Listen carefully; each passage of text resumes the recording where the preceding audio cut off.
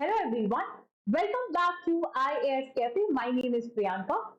Today we will continue the fourth lecture of climatology जो कि हमारी ज्योग्राफी सीरीज में चल रहा है। ज्योग्राफी में सबसे पहले हम क्लाइमेटोलॉजी कवर करेंगे, फिर जियोमॉर्फोलॉजी, फिर बाकी की चीज। तो ये जो क्लाइमेटोलॉजी है इसका चौथा आज लेक्चर है।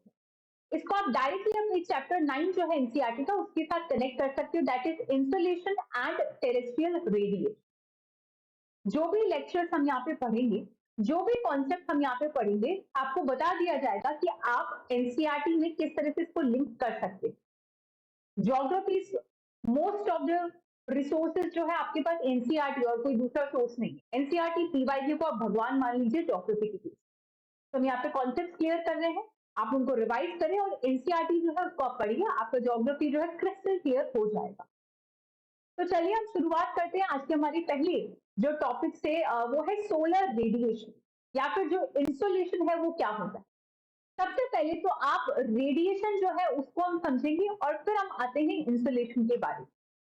कोई भी अगर एक object, if I talk about any particular object, if this object is hot, कोई भी गर्म ऑब्जेक्ट, कोई भी हॉट ऑब्जेक्ट, उसके पास टेंडेंसी होती है, इट एमिट्स द वेव्स जिसको हम रेडिएटिंग वेव्स बोलते हैं, राइट।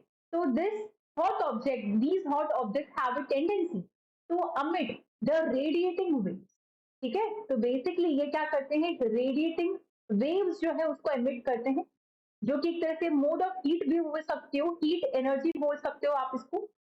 तो ये जो है आपके पास रेडिएटिंग वेव्स, अगर मैं सन के फॉर्म में बात करूं कि सूरज क्या है, सन क्या है, सूर्य क्या है, एक हॉटर ऑब्जेक्ट है, बहुत ही ज्यादा गर्म है वो, तो वहां से आपके पास जो रेडिएटिंग वेव्स आ रही है, ठीक है, तो ये भी आपके पास क्या करेगी, रेडिएटिंग वेव्स एमिट कर रही होगी। ठीक, तो इसको हमने क्या बोला है, रेडिएशन, सोलर रेडिएशन। सोलर क्यों, because sun is here the hotter object और वो ये वेव्स को एमिट कर रहा है, तो ये हो जाएगा आपके पास सोलर रे। क्लियर हुआ, ये मतलब टर्म्स क्लियर हो रहे हैं। What is solar radiation? Radiation is a term which we use for any hot object which has a tendency to emit the heat waves or the waves in the form of heat energy. That is the radiating waves. यहाँ पे सूर्य किरणों को release कर रहा है, ठीक है, तो वो हो रही है आपके पास सोलर रेडिएशन। अब हम आ जाते हैं अर्थ के बारे में, क्योंकि हमारा पूरा ऑब्जेक्ट क्या है, अर्थ की क्लाइमेटोलॉजी पढ़ रहे हैं। तो ये है हमारे पास अर्थ। ठीक, आप इसको समझो, ये बेसिक कॉन्सेप्ट है ना। ये हमारे पास अर्थ है और यहाँ पे हमारे पास सन है। तो इस अर्थ का जो प्राइमरी सोर्स ऑफ हीटिंग है, यानी कि मैक्सिमम, ज्यादा से ज्यादा, मोस्ट ऑफ जो आपके पास हीटिंग हो रही है, वो जो सोर्स है वो क्या है, सन है। तो can I say that sun is the primary source of heating for the earth? Yes, so we can say that sun is the primary source of heating for the earth, है ना। सन का जो, अर्थ का जो प्राइम सोर्स ऑफ हीटिंग है वो क्या है, अर्थ है। तो ये जिस फॉर्म में यहाँ पे आ रही है, ये रेडिएशन है आपके पास। तो ये जो सोलर रेज है, ये जो आपके पास सोलर रेज है, ये अर्थ के पास आ रही है हीट के लिए। इन सोलर रेज की अगर हम बात करते हैं, क्या ये अर्थ की सरफेस पर इक्वली डिस्ट्रीब्यूटेड है? नहीं। क्या ये अर्थ के एटमॉस्फेयर में इक्वली डिवाइडेड है? नहीं। ऐसा क्यों? Because if I talk about the earth, ये मेरे पास अर्थ है। हमने हमारे पहले लेक्चर में क्या बात किया था कि अर्थ का एटमॉस्फेयर बोले तो क्या, अर्थ का एटमॉस्फेयर बोले तो इसके चारों तरफ ब्लैंकेट ऑफ एयर है, जिसको हमने अलग अलग लेयर्स में डिवाइड करके रखा हुआ है। जैसे कि अर्थ के सबसे ऊपर आपके पास क्या आ जाता है, ट्रोपोस्फेयर है। फिर आप थोड़ा सा ऊपर और बात करते हो, दैट इज स्ट्रेटोस्फियर। फिर आपके पास मीजोस्फियर, फिर आपके पास थर्मोस्फियर। और अगर यहाँ से सनरेज अगर आ रही है, ठीक है, तो इनको इन लेयर से पास आउट होने की जरूरत है कि पहले वो थर्मोस्फेयर में आएगी, फिर मीजोस्फेयर में, फिर स्ट्रेटोस्फेयर में, फिर ट्रोपोस्फेयर में, तब जाके अर्थ की सरफेस पर पहुंचेगी। तो जब ये सनरेज अर्थ की सरफेस पर पहुंच रही है, उसको इतनी सारी लेयर से पास आउट होने की जरूरत पड़ रही है, तो क्या ये लेयर बस ऐसे ही है? नहीं, इसमें बहुत सारी डस्ट पार्टिकल्स होंगे, इसमें बहुत सारी गैसेस होंगे, इसमें बहुत सारे और एलिमेंट्स होंगे जो कि सनरेज को या तो रिफ्लेक्ट कर रहे हैं या रिफ्लेक्ट कर रहे हैं या कुछ एब्जॉर्ब कर पा रहे हैं या कोई न्यूट्रल कर रहा है। तो यही रीजन है कि सन से जो आपके पास सनरेज आती है वो यूनिफॉर्मली डिस्ट्रीब्यूटेड नहीं होती है। ठीक है, जो आपके पास ये सन से जो रेडिएशन आ रही है, जो सोलर रेडिएशन अर्थ की सरफेस पे आ रही है, वो यूनिफॉर्म डिस्ट्रीब्यूटेड नहीं है बिकॉज ऑफ दीज लेयर्स। और फाइनली जब अर्थ की सरफेस पे भी आ जाती है तो अर्थ का लैंड कॉन्फ़िगरेशन पूरी तरह से अलग है। लैटिट्यूड अलग हो सकते हैं, लॉन्गिट्यूड अलग हो सकते हैं, एक ही लैटिट्यूड पर लैंड का कॉन्फ़िगरेशन अलग हो सकता है और भी फैक्टर्स हो सकते हैं। तो क्या ये सोलर रेडिएशन जो है आपके पास इक्वली डिस्ट्रीब्यूटेड है? नहीं। तो we can say that the solar radiation, ठीक है, तो हम यहाँ पे क्या बात कर सकते हैं, पहला पॉइंट मैं क्या बोल रही हूँ यहाँ पे, that the solar radiation is the primary source of heating for the earth. That is, solar radiation is the primary source of heating for the earth. दूसरा पॉइंट, क्या ये यूनिफॉर्मली डिस्ट्रीब्यूटेड है? नहीं। तो it has a non uniform distribution, non uniform distribution. तो अब जब ये नॉन यूनिफॉर्म डिस्ट्रीब्यूशन है तो हमें पता होना चाहिए कि कहाँ क्या किस तरह से कितना है। तो जब आप इस सोलर रेडिएशन को मेजर करते हो उसके लिए जो टर्म यूज होता है वो है आपके पास insulation. Insolation is a term used for measuring the amount of solar radiation received on the surface of the earth. Clear है कि कितनी सरफेस, अर्थ की कौन सी सरफेस है, आपके पास कितनी अमाउंट ऑफ सोलर रेडिएशन अर्थ की सरफेस पे आ रही है, वो आपके पास क्या है, insulation. So we can say that insulation is a term, insulation is a term used for measuring the amount of solar radiation on the earth's surface, that is measuring the amount of solar radiation on the earth's surface. तो पहली बात तो ये chapter का जो नाम है वो क्लियर हो जाना चाहिए। हमने चैप्टर का नाम क्या बोला है, insolation and the terrestrial radiation. तब हम लोगों की इंसोलेशन क्लियर हो गया, सोलर रेडिएशन क्लियर हो गया, ये टेरेस्ट्रियल रेडिएशन क्या है, अब what is this terrestrial radiation.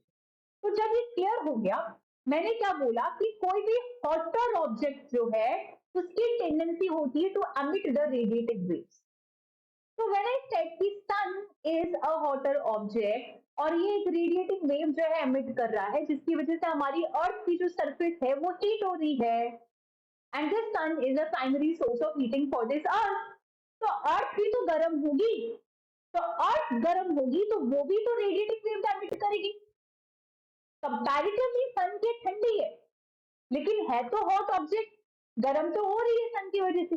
तो जब अर्थ गर्म होगी, जब अर्थ की हीटिंग होगी, जब वो रेडिएशन, जब वो रेडिएटिंग वेव्स को एमिट करेगी उसको हम क्या बोल देंगे, टेरेस्ट्रियल रेडिएशन। तो ये जो चीज है यहाँ पे जो सन एमिट कर रहा है वो हो जाएगा आपके पास solar radiation. I repeat, the radiating waves emitting from heating from the heated sun is your solar radiation, और जो अर्थ यहाँ पे एमिट कर रहा है वो हो जाएगा आपके पास द टेरेस्ट्रियल रेडिएशन। ये क्या हो जाएगा आपके पास, टेरेस्ट्रियल रेडिएशन। क्लियर है? तो solar radiation clear, insolation clear, terrestrial radiation clear, chapter का नाम क्लियर है, हम पढ़ क्या रहे हैं ये क्लियर है आपके पास। अब जब क्लियर है तो मैंने कहा कि भाई ये नॉन यूनिफॉर्म डिस्ट्रीब्यूटेड है भाई, तो कैसे है, कौन कौन से फैक्टर्स जो है वो डिटरमाइन करेंगे कि कहाँ कहाँ कितनी अमाउंट ऑफ इंसुलेशन आ रही है, कहाँ ज्यादा आ रही है, कहाँ कम आ रही है, कहाँ क्यों नहीं आ रही है। तो व्हाट आर द फैक्टर्स जो ये डिटरमाइन कर रहे हैं कि जो इंसुलेशन है वो उसका मेजरमेंट आप किस तरह से कर सकते हो। So there are 5 factors. देखो कुछ चीजें ना आप एमटीआर कर लेना, लेकिन एमटीआर तब करना जब कॉन्सेप्ट क्लियर है। सीधा कभी भी एमटीआर का मतलब होता है मुझे तो रटना है। अब आप बोलोगे मैडम आप तो रटा रहे हो, अरे भाई पहले कंसेप्ट समझो, जब कंसेप्ट समझ जाओगे तब आपको इसमें मल्टीपल टाइम्स रिवीजन करना होगा। ये यूपीएससी का खेल है, लिमिटेड रिसोर्सेज मल्टीपल रिवीजन। एक बार कंसेप्ट समझो और फिर इसको आप बार बार रिवाइज करो। जब तक ये फैक्ट आप रिवाइज नहीं करोगे तब तक पार्ट नहीं पड़ेगी। तो वाई आई थिंक कि इसको आप एमपीआर कर लो। पहले आपको कंसेप्ट समझने पड़ेंगे क्योंकि क्वेश्चंस बहुत ही कंसेप्चुअल आ रहे हैं, बट आपको फैक्ट पता होना चाहिए कि फैक्टर्स कौन कौन से 5 फैक्टर्स है। पहला फैक्टर जो डिटरमाइन कर रहा है वो क्या है, angle of inclination of the earth. ये अर्थ का जो इंक्लाइनेट वाला एंगल है उस पर इसका क्या फर्क पड़ रहा है। फिर यहाँ पे हम बात करेंगे about the revolution of the अर्थ, कि जो अर्थ है सन के चारों तरफ जो चक्कर लगा रही है उसकी वजह से क्या फर्क पड़ रहा है, that is revolution of the अर्थ।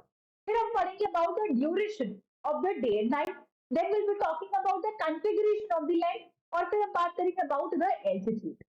मैं चाहूंगी पहले आप इस डायग्राम को बहुत अच्छे से देख लीजिए। सेंटर में आपके पास ये क्या है, सन है।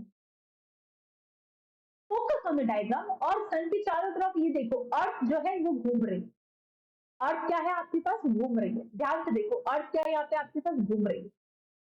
ठीक है, अर्थ यहाँ पे घूम रही है, सन सेंटर में है, अर्थ इसके चारों तरफ आपकी इस तरह से चक्कर लगा रही है, यानी कि ये क्या कर रहा है आपके पास, रिवॉल्यूशन। और इसी डायग्राम में आपको ये चीज समझ आएगी कि भाई ये अर्थ है और अर्थ की जो एक्सिस है वो थोड़ी सी इस तरह से टिल्टेड है ना।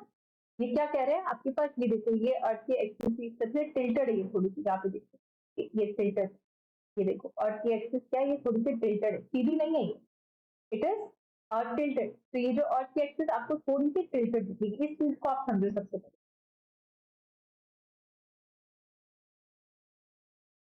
इस अर्थ को देखो ये टिल्टेड एक्सिस, समझ आ रहा है, ये देखो टेढ़ी है, टिल्ट है ये तो।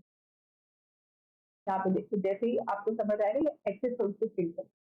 तो पहला फैक्टर यहाँ पे क्या बात हो रही है, that is angle of inclination of the earth. ठीक, तो पहला यहाँ पे जो फैक्टर इंसुलेशन को डिटरमाइन करेगा वो है angle of inclination of the earth. ये हो जाएगा आपके पास angle of the inclination of the earth. ठीक है, ये क्या है, पहला फैक्टर क्या है, एंगल ऑफ इंक्लाइनेशन। अब थोड़ा सा यहाँ पे मैथ गणित जो भी आप बोल सकते हो या कॉमन सेंस जो है वो आप बोल सकते हो कि मैंने कहा which is a better place to, okay यहाँ पे हम खाली स्लाइड पर पढ़ सकते हैं। मैंने क्या बोला आपको, ये है मेरे पास अर्थ, प्लीज ध्यान से सुनिएगा, ये है मेरे पास अर्थ, है ना। और अर्थ के बाहर आपको ब्लैंकेट ऑफ एयर की लेयर्स मिलेंगी जिसको हम एटमॉस्फेयर बोलते हैं, which is of various layers. ये सबसे पहली जो लेयर है मेरे पास वो होती है ट्रोपोस्फेयर। ठीक है, तो ये मेरे पास एक लेयर आ गई जिसको मैंने बोला ट्रोपोस्फेयर। फिर एक और लेयर आ जाएगी जिसको हमने बोल दिया ये क्या है, स्ट्रेटोस्फेयर। ठीक है, इसको हमने क्या बोल दिया, स्ट्रेटोस्फेयर। फिर आपके पास एक और लेयर है जिसको हमने बोल दिया ये है आपके पास मीजोस्फेयर। ठीक है, so this is the layer which is a mesosphere. और फिर यहाँ पे आपके पास थर्मोस्फेयर। ठीक है, फिर आपके पास थर्मोस्फेयर। तो जब यहाँ पे सनरेज है, जब यहाँ पे सन है, ध्यान से सुनेंगे, ये हमारे पास सन है। ठीक है, आई एम सॉरी, थोड़ा सा मैं अर्थ को थोड़ा बड़ा बनाना चाहूंगी, so this is my earth just for the better experience. और यहाँ पे हम ले लेते हैं सन, और मैं कह रही हूँ अर्थ की जो एक्सिस है वो टिल्टेड है 23.5 डिग्री। एक बार प्लीज से चेक कर लीजिएगा, मोस्ट प्रोबेबली यही। तो जब आप इसकी बात करते हो, ये है नॉर्थ पोल, ये है अर्थ का साउथ पोल। हमने इमेजिनरी लाइन बनाई है यहाँ पे, उसको हम बोल देते हैं इक्वेटर। फिर यहाँ पे आपके पास आता है ट्रॉपिक ऑफ कैंसर। फिर ये आ जाएगा आपके पास ट्रॉपिक ऑफ कैप्रिकॉर्न। और ये अर्थ कैसी है, स्फेरिकल है। अब थोड़ा सा कॉमन सेंस लगाओ, ये जो सन रेज है, ये जो सन रेज है, मान लीजिए कि अर्थ अभी यहाँ पे, हम इस डायग्राम के बारे में बात कर रहे हैं कि मैं कह रही हूँ कि ये आपके पास अर्थ अभी यहाँ है, ये डायग्राम में ले रही है ना, कहीं पर भी कंसिडर कर सकते हो। अभी हमारा डायग्राम क्या चल रहा है, ये सन है और ये अर्थ आपके पास रिवॉल्व करते करते यहाँ है। तो जब यहाँ ये अर्थ है तो सन रेज डायरेक्टली कहाँ पड़ रही है, ये ट्रॉपिकल रीजन वाली एरिया में पड़ रही है। ट्रॉपिकल रीजन कौन सा होता है, ट्रॉपिक ऑफ कैंसर और ट्रॉपिक ऑफ कैप्रिकॉर्न, ये वाला जो रीजन है ये ट्रॉपिकल रीजन। तो सनरेज डायरेक्टली यहाँ पड़ रही है और सनरेज को पोलर रीजन पर जाने के लिए एक लंबा डिस्टेंस कवर करना पड़ता है। सनरेज को यानी इंसुलेशन को पोलर एरियाज में जाने के लिए थोड़ा ज्यादा डिस्टेंस कवर करना पड़ रहा है क्योंकि वो दूर पड़। तो जब ये दूर है यानी कि ज्यादा डिस्टेंस कवर करना पड़ रहा है, यानी एटमॉस्फेयर में इसको ज्यादा ट्रेवल करना पड़ता है ना, एटमॉस्फेयर में इसको ज्यादा ट्रेवल करना पड़ता है, यानी इसको ज्यादा पार्टिकल्स, डस्ट पार्टिकल्स, गैसेस का सामना करना पड़ेगा। तो ये ज्यादा रिफ्लेक्ट होगी, ज्यादा जो है आपके पास एब्जॉर्प्शन होगा। ठीक है, तो हम बोल, और यहाँ पे इसका डिस्टेंस बहुत ही कम ट्रैवल करना पड़ता है। यहाँ पे इसको इंटेंस हीटिंग जो है वो मिलेगी। यहाँ पे सनरेज जो है एकदम डायरेक्टली ट्रॉपिकल रीजन पे आपकी पड़ रही है। तो यहाँ तक क्या बोल सकते हैं कि अर्थ के टिल्ट होने की वजह से, जो पोलर रीजन है वहां पे सनरेज पहुंचती है तो उसको ज्यादा डिस्टेंस जो है ट्रेवल करना पड़ रहा है। ट्रॉपिकल रीजन में इसको कम जो है डिस्टेंस को ट्रेवल करना पड़ता है। तो we can directly say that, हम यहाँ से कंक्लूजन निकाल सकते हैं। अगर मैं पहले फैक्टर की बात करूं that is the angle of inclination. ठीक है, तो if I talk about the first factor that is the angle of inclination, है ना। तो यहाँ पे पहली चीज आप क्या बोल सकते हो दैट द ट्रॉपिक्स या फिर जो ट्रॉपिकल वाला रीजन है, tropics receive more insolation than the poles, और कैसे हुआ अभी हमने उसको देखा है ना, देन द पोल्स। दूसरा कंक्लूजन आप निकाल सकते हैं that is the amount of solar radiation received on the earth's surface, that is the amount of solar radiation received on the earth's surface is inversely proportional to the distance it traveled। जितना ज्यादा ये distance travel करेगी उतना ही, जितना ज्यादा ये distance travel करेगी उतना ही इनवर्स में आप बोल सकते हो सोलर रेडिएशन रिसीव होगा। दैट इज अगर आपके पास अर्थ जो है वो ये है, ये हो जाएगा आपके पास अर्थ का जो सरफेस है और ये है आपके पास एटमॉस्फेयर है। आपको देखिए अगर यहाँ से यहाँ वो आ रही है ट्रॉपिकल रीजन पे और यहाँ वो आ रही है तो यहाँ पे उसका डिस्टेंस और यहाँ पे उसका जो डिस्टेंस आप देख सकते हो। तो जो टिल्ट होने की वजह से वेट अ मिनट, डायग्राम आप ऐसे ली, तो यहाँ पे डिस्टेंस कम होगा, ऐसे इसको ज्यादा डिस्टेंस कवर करना पड़ता है। तो बेसिकली अगर डिस्टेंस उसका ज्यादा होता है तो उसकी जो एनर्जी है वो ऑलमोस्ट कम हो जाती है। तो सोलर रेडिएशन जो है यहाँ पे आपको कंपैरेटिवली कम दिखेगा। ठीक है, और जो अर्थ है वो सही था कि 23.5 डिग्री पे अर्थ टिल्टेड होती है, means different parts of earth expose the various angle of the solar radiation.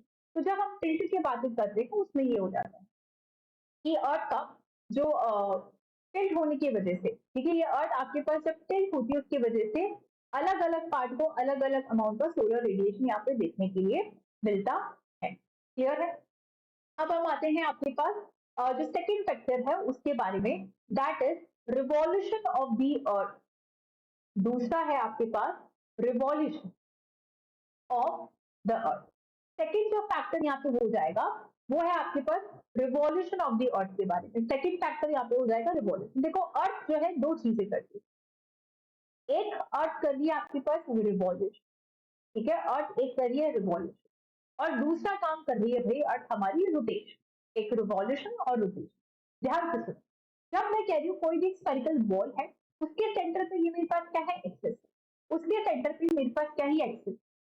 अर्थ जब अपनी एक्सिस पे इस तरह से घूम रही होती है, आई एम अज्यूमिंग कि आपको ये दिख रहा है और समझ आ रहा है कि मैं कह रही हूँ कि ये अर्थ है, स्फेरिकल स्ट्रक्चर है, इसके बीचों बीच हमने एक इमेजिनरी एक्सिस को मान के चल रहे हैं और ये अर्थ अपनी एक्सिस पे घूमती है, जगह चेंज नहीं कर रही है, अपनी अर्थ जो है एक्सिस पे घूम रही है, इसको मैं रोटेशन बोल रही हूँ। और यही अब जो है रोटेट होती इस तरह से जब सन के चारों तरफ चक्कर लगा रही है उसको हम रिवॉल्यूशन, यानी रोटेशन रिवॉल्यूशन दोनों कर रही है।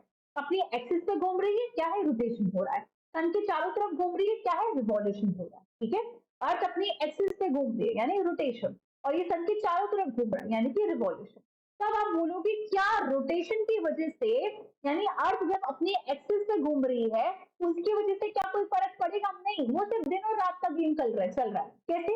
यहाँ पे देखो, अगर मैं बोलूं ये जो अर्थ है, यहाँ पे आप देखो, ये जो अर्थ है एक ही जगह पे अगर रह रही है, मतलब सन के चारों तरफ चक्कर नहीं निकालेगी, तो यहाँ पे जो है सीजन पे फर्क नहीं पड़ेगा, सिर्फ दिन रात चेंज होगा। क्योंकि ये देखो, कभी northern hemisphere, southern hemisphere, northern hemisphere, ये इस तरह से इधर चेंज हो रहा है, ये ऐसे चेंज हो रहा है, ये दिन रात दिन रात, क्योंकि क्या कर रही है अर्थ 24 घंटे के अंदर इस तरह से घूम रही होती है। तो ये हो गया दिन, हो गया ये रात, हो गई दिन, हो गया ये रात, हो गई दिन, हो गया ये रात, हो गया। लेकिन सन के चारों तरफ घूमने की वजह से सीजन चेंज हो रहे हैं, इंसुलेशन पे फर्क आ रहा है ना?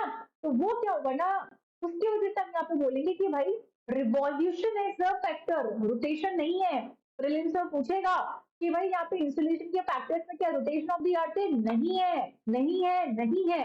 क्या है? Revolution of the earth is a factor, right? तो रिवॉल्यूशन जो है यहाँ पे आपके पास फैक्टर है। अब हम उसको थोड़े से समझते हैं कैसे। ये हो गया आपके पास सन, यहाँ पे हम देख रहे हैं ये अर्थ है, यहाँ पे अर्थ है, यहाँ पे अर्थ है, और यहाँ पे ये अर्थ है, और अर्थ सन के चारों तरफ इस तरह से चक्कर निकाल रही है। उस डायग्राम से आप समझ सकते हो। ठीक, ये डायग्राम मैंने कौन सा बनाया है? ये डायग्राम मैंने ये बनाया, ये देखो अर्थ इसकी चारों तरफ घूम रही है, अब यहाँ पे आ गई है, फिर यहाँ आ जाएगी, फिर यहाँ आ जाएगी, है ना? तो इसको मैंने यहाँ बना दिया भाई डायग्राम। ठीक है, ये अर्थ यहाँ पे है, ये यहाँ पे है, और ये यहाँ पे।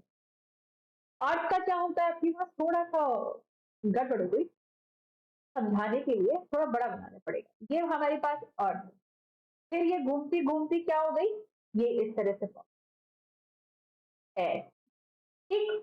फिर ये घूमती घूमती यहाँ पे आ गई आपके पास अर्थ यहाँ पे, फिर ये क्या हुआ, घूम के यहाँ पे आ गई, और फिर यहाँ पे ये घूम के यहाँ पे आ गई। हमने क्या कहा, अर्थ की एक्सिस क्या है, फेजर। ये क्या है मेरे पास, इक्वेटर है। ये क्या है, इक्वेटर है। ये मेरे पास क्या हो जाएगा, टॉपिक हो जाएगा, और ये मेरे पास हो जाएगा टॉपिक ऑफ कैप्रिकॉर्न। ऊपर वाला क्या है, टॉपिक ऑफ कैंसर, नीचे वाला क्या है आपके पास, टॉपिक ऑफ कैप्रिकॉर्न। ठीक है, अब आप इस चीज को ध्यान से समझो। ये मेरे पास है नॉर्दर्न हेमिस्फीयर, तो मैं थोड़ा सा अलग से कलर कर दूंगी। ये पोर्शन है मेरे पास,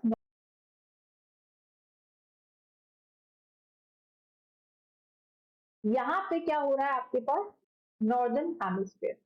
ये चीज मेरे पास क्या है, नॉर्दर्न हेमिस्फीयर, है ना? और ये मेरे पास क्या हो जाएगा आपके पास, नॉर्दर्न हेमिस्फीयर, और ये मेरे पास क्या है, नॉर्दर्न हेमिस्फीयर। अब आप प्लीज थोड़ा सा ध्यान से सुनिएगा, वरना कभी समझ नहीं आएगा। जब अर्थ यहाँ होती है, डेट आप मान सकते हो 23 दिसंबर, तो सनरेज देखो इस तरह से आ रही है अर्थ के ऊपर, सनरेज आ रही है ना इस तरह से। अब अर्थ टिल्टेड है, अर्थ क्या हो रही है, थोड़ी सी झुकी हुई है, जिसकी वजह से आपके पास ये सनरेज है वो tropic of Capricorn, southern hemisphere पे सनरेज आ रही है, ध्यान से देखिए आप। वो सनरेज है वो ट्रॉपिक ऑफ कैप्रिकॉर्न नीचे सदर्न हेमिस्फीयर में आ रही है, यानी इस समय जो सदर्न हेमिस्फीयर है यहाँ पे हीटिंग इंसुलेशन डायरेक्टली पड़ रहा है। तो जो आपके पास दिन होंगे वो लंबे होंगे, और जो रातें होंगी वो छोटी होंगी। एक तरह से आप क्या बोल सकते हो, समर की कंडीशन आप बोल सकते हो। लेकिन यहाँ पे जो नॉर्दर्न हेमिस्फीयर है, यहाँ पे सनरेज डायरेक्टली नहीं पड़ रही है, तो दिसंबर में नॉर्दर्न हेमिस्फीयर में जो दिन होते हैं वो छोटे होते हैं, क्योंकि यहाँ डायरेक्ट सनलाइट नहीं आती, और जो नाइट होती है वो लंबी होती है। और इसी नॉर्दर्न हेमिस्फीयर में इंडिया आता है, तो इंडिया में दिसंबर में क्या होती है, सर्दियां पड़ती है, दिन छोटे होते हैं, रात लंबी होती है, करेक्ट? अब आप यहाँ आ जाओ, इस कंडीशन पे आ जाओ। ये है आपके पास क्या, मार्च वाली अभी छोड़ दो, रख लेना बाद में कौन सी तारीख को होता है। यहाँ पे देखो, ये जो सनरेज है डायरेक्ट इक्वेटर पे पड़ रहा है, ये रहा आपके पास इक्वेटर, यहाँ पे सनरेज डायरेक्टली इक्वेटर पे आ रही है ना? तो ट्रॉपिक ऑफ क्या tropic of Cancer, tropic of Capricorn, सब जगह बराबर सनरेज डिस्ट्रीब्यूशन हो रही है। तो यहाँ पे इस महीने में दिन भी बराबर होता है, रात भी बराबर होती है। फिर जब ये यहाँ पे आ जाता है वापस, तो अब यहाँ पे देखो सनरेज अब उल्टा है। अब नॉर्दर्न हेमिस्फीयर में डायरेक्टली पड़ रही है, यहाँ पे सनरेज नॉर्दर्न हेमिस्फीयर में डायरेक्टली पड़ रही है। तो अब नॉर्दर्न हेमिस्फीयर में यहाँ पे क्या होंगे दिन, ये कंडीशन उल्टी हो जाएगी, दिन लंबे होंगे, रातें छोटी होगी, गर्मियों वाला टाइम, गर्मियों वाला टाइम, जून वाला टाइम, है ना। और यहाँ पे वापस यही कंडीशन आ जाएगी इक्विनॉक्स वाला कंडीशन, इक्विनॉक्स वाला। ठीक है, तो यहाँ पे आपके पास जो फर्क है वो आपको देखने के लिए मिलेगा। अब हम बात करते हैं next, that is about the duration of the day and night, then will be talking about the configuration of the land, और फिर हम बात करेंगे अबाउट द एल्टीट्यूड। तो जब मैं duration of the day and night के बारे में बात करती हूँ, दीज आर अब बहुत इजी फैक्टर्स है अगर वो समझना। तो यहाँ पे आपके पास थर्ड फैक्टर आ जाएगा ड्यूरेशन, कि जब विंटर्स के महीने होते हैं, यानी आपके पास दिन क्या होते हैं, छोटे होते हैं, और रात आपके पास क्या होती है, लंबी होती है। तो यहाँ पे इंसुलेशन जो है वो आपके पास कम रिसीव होगी। नेक्स्ट है configuration of the land. Configuration of the land को थोड़ा सा अच्छे से समझ सकते हैं। ये है आपके पास नेक्स्ट जो फैक्टर यहाँ पे है, वो है configuration of the land. The next factor over here is the configuration of the land. Earth का सरफेस, ये आपके पास इक्वेटर है, एक फलाना लैटिट्यूड है, आप एग्जैक्टली ट्रॉपिक ऑफ कैंसर ही ले लीजिए। अब आप कह रहे हो कि बड़ी मैडम ये तो सर्दी आ गई और गर्मी आ गई, तो इस पूरे लैटिट्यूड में जो भी कंडीशन आपने अब तक बताई, तो इस पूरे लैटिट्यूड में बराबर सनलाइट आनी चाहिए, इंसुलेशन आना चाहिए, नहीं आएगी। क्यों, लैंड का कंफिग्रेशन अलग हो सकता है, क्या पता यहाँ पे कोई पहाड़ या फिर हाइट वाला रीजन। तो जब आप हाइट वाले रीजन पे आते हो, हाइट वाले रीजन पे आते हो, यानी आप एटमॉस्फेयर की अपर वाली लेयर्स पे एक्सपोज हो रहे हो, अपर वाली लेयर पे एक्सपोज हो रहे हो, यानी कि डिस्टेंस जो है, ट्रेवल डिस्टेंस यहाँ पे क्या हो जाएगा, कम हो जाएगा। यानी आपको यहाँ पे ट्रेवल डिस्टेंस कम हो जाएगा, तो इंसुलेशन जो है ज्यादा मिलेगा। बेस्ट एग्जाम्पल आप ले लीजिए, खतरनाक ही कनेक्ट कर पाओगे आप, लद्दाख। लद्दाख ले लीजिए आप, पहाड़ी क्षेत्र लद्दाख ले लीजिए। अब आप बोलोगे कि भाई मैडम एक बात, इंडिया के ऊपर तो सोलर रेज पहुंच ही नहीं रही है, कंपैरेटिवली कम पहुंच रही है, बट वहां जब हम जाते हैं तो ठंड तो पड़ती है, लेकिन जो सनरेज चेहरे पे लगती है वो भी बहुत बुरी लगती है, लाइक बहुत शार्प सोलर इंसुलेशन होता है। सनस्क्रीन के बिना तो वहां पे हालत खराब हो जाती है। क्यों, क्योंकि भाई वो हाइट पे भी तो है, हाइट पे भी तो है। ठीक है, वहां पे सनरेज कम है तो वहां पे आपको जो है बहुत ही जल्दी डार्क मिलेगा कुछ टाइम पे, सोलर रेडिएशन, लेकिन जब तक सोलर रेडिएशन आ रही है बहुत इंटेंस आएंगे, बिकॉज आप अपर एटमोस्फेयर में हो, आप उसके हाइट पे हो। करेक्ट। तो this is about the factors, फिर एल्टीट्यूड मैंने इसी के साथ आपको बता दिया है। कंसेप्ट ऑफ टेरेस्ट्रियल रेडिएशन, ये हमने हमारे स्टार्टिंग में समझ लिया था, बट थोड़ा सा इसको मैं एलिब्रेट करके आपको बताना चाहूंगी कि जो टेरेस्ट्रियल रेडिएशन है उसका यहाँ पे जो कंसेप्ट है वो क्या हो जाएगा। हमने क्या बोला कि कोई भी यहाँ पे हॉट, उसके पास टेंडेंसी होती है that it emits the heat wave, it emits the heat waves, क्या, it emits the heat waves, जिसको हमने यहाँ पे क्या बोला, सोलर रेडिएशन बोला, क्या बोल दिया, सोलर रेडिएशन, सोलर रेडिएशन। और अर्थ का जो प्राइमरी सोर्स ऑफ हीटिंग है वो क्या, सोलर रेडिएशन, लेकिन अर्थ अब हीट हो गई, इसके पास कोई टेंडेंसी है कि वो रिलीज करेगी हीट को, इसको हमने क्या बोला, टेरेस्ट्रियल रेडिएशन, इसको हमने क्या बोला, टेरेस्ट्रियल रेडिएशन। तो अब मेरे पास सिचुएशन है कि भाई सूर्य भी गर्म है, सोलर रेडिएशन दे रहा है, अर्थ भी गर्म है, टेरेस्ट्रियल रेडिएशन दे रहा है, लेकिन कंपैरेटिवली, कंपैरेटिवली अर्थ ठंडी है, सूरज ज्यादा गर्म है, कंपैरेटिवली अर्थ की हीट कम है, सूरज की हीट ज्यादा है, कंपैरेटिवली अर्थ की जो रेडिएशन है वो वीक होगी और इसकी जो रेडिएशन है सूर्य की वो स्ट्रॉन्ग होगी। तो यहाँ पर हम क्या बोल, हीट एनर्जी है वो उतनी ही तेजी से आएगा, और छोटी सी वेवलेंथ, उनकी जो वेवलेंथ होती है वो कम होती है। ठीक है, तो ये हो गया हमारा अर्थ सरफेस। ठीक, तो सन रेज की जो रेडिएशन है इसकी वेवलेंथ क्या है, स्मॉल है, कंपैरेटिवली शॉर्टर वेवलेंथ है, कंपैरेटिवली शॉर्टर वेवलेंथ है, लेकिन हाई एनर्जी है, लेकिन यहाँ पे क्या है, हाई एनर्जी है। अब जब इसने क्या किया, अर्थ को गर्म कर दिया, अब अर्थ जो रेडिएशन बाहर भेज रहा है उसकी एनर्जी कम है, उसकी एनर्जी कम है, तो इसकी एनर्जी कम है तो इसका वेवलेंथ भी आपके पास क्या है, ज्यादा है, इसका वेवलेंथ भी आपके पास ज्यादा है ना। मैंने क्या बोला, आई रिपीट, कि ये मेरे पास सन है, सन का जो सोलर रेडिएशन है बहुत ही हाई इंटेंसिटी का है, बहुत ही हाई इंटेंसिटी का है, बहुत ही हाई इंटेंसिटी का है, तो ये क्या हम बोल रहे हैं, हाई एनर्जी है। इसका जो वेवलेंथ है वो शॉर्टर है कंपेयर टू अर्थ सरफेस, और ये मेरे पास अर्थ है। अर्थ जो अपनी टेरेस्ट्रियल रेडिएशन बाहर भेज रहा है, इसकी जो वेवलेंथ होती है, इसकी आपके पास जो वेवलेंथ होती है कंपैरेटिवली ज्यादा होती है, लेकिन इसकी जो हीट एनर्जी है वो कंपैरेटिवली कम होती है। और यही रीजन है कि अर्थ का जो एटमोस्फेयर है वहां से जो सोलर रेडिएशन है वो तो आसानी से आ पाती है, क्योंकि यहाँ पे वेवलेंथ क्या है, शॉर्टर है और एनर्जी बहुत ज्यादा ही होती है। लेकिन अर्थ जब वापस बाहर भेज रही होती है रेडिएशन को, तो वहां पे ट्रैप हो जाती है, यहाँ पे क्या होती है, एनर्जी ट्रैप हो जाती है, क्योंकि इसकी एनर्जी इतनी ज्यादा नहीं होती है। तो उसकी वजह से हमारे अर्थ सरफेस पे एक ऐसा टेम्परेचर हीट टेम्परेचर मेंटेन होता है जिसकी वजह से हम सर्वाइव कर पाते हैं, जिसकी वजह से हम जो है सर्वाइव कर पाते हैं। तो this is the concept of the terrestrial radiation. तो ये जो हमारे पास कंसेप्ट था, let's talk about the late sleep. लेकिन ये लेक्चर थोड़ा सा लंबा हो गया, आगे के जो भी सेक्शंस होंगे हम हमारे इसके पार्ट 2 में जो है कवर करेंगे, ठीक है। तो थैंक यू सो मच, ये हमारा क्लाइमेटोलॉजी का चौथा लेक्चर था। प्लीज जिससे पहले की लेक्चर्स नहीं देखे कृपया उनको देखिए, जब तक बेसिक्स क्लियर नहीं होंगे ज्योग्राफी पढ़ने का कोई मतलब नहीं है। ज्योग्राफी पढ़ना एक स्किल है, आपकी इसमें क्रोनोलॉजी आपको पढ़नी पड़ती है, यानी कि पहले क्या पढ़ना है, ऐसे नहीं कोई भी बुक उठा ली और पढ़ लिया, क्रोनोलॉजी है, क्लाइमेटोलॉजी आप पहले पढ़ो, कंसेप्ट को समझो, तब इंडियन ज्योग्राफी का मॉनसून जो है आप उठाओ, तब आपको समझ में आएगा कि भाई साइक्लोन कैसे पड़ता है, ठीक है। तो this is it, thank you so much.